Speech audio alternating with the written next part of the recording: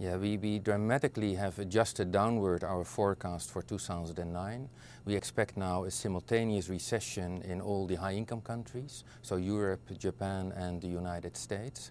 And we expect a 4.5% growth on average in the developing world. That seems high, but that is 3.5 percentage point lower than it only was last year. So we have a slowdown that is comparable to what we saw in the early 80s. That was the second oil crisis. We expect world trade to contract, also for the first time since the early 80s. We expect capital flows to developing countries to contract by 50%. So a pretty grim picture for the developing world in 2009. Now there are two risks.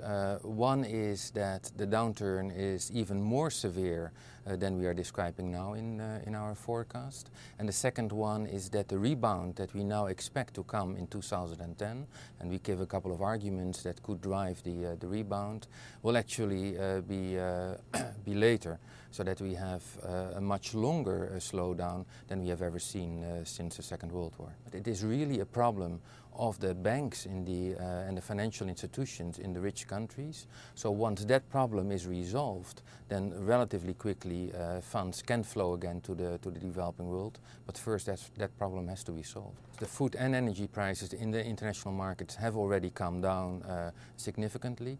We expect energy prices to be some 30–40% lower next year on average compared to 2008. And the same is true for many of the agricultural prices, especially the grains.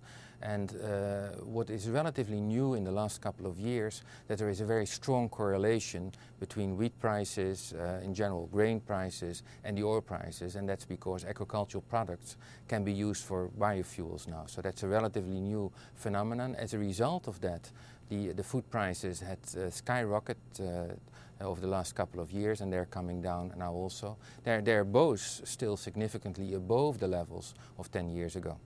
So we do expect that the recession that has already started in the United States will continue till well into next year, although we think that with the stimulus that is being contemplated at the moment, a rebound in 2010 is possible.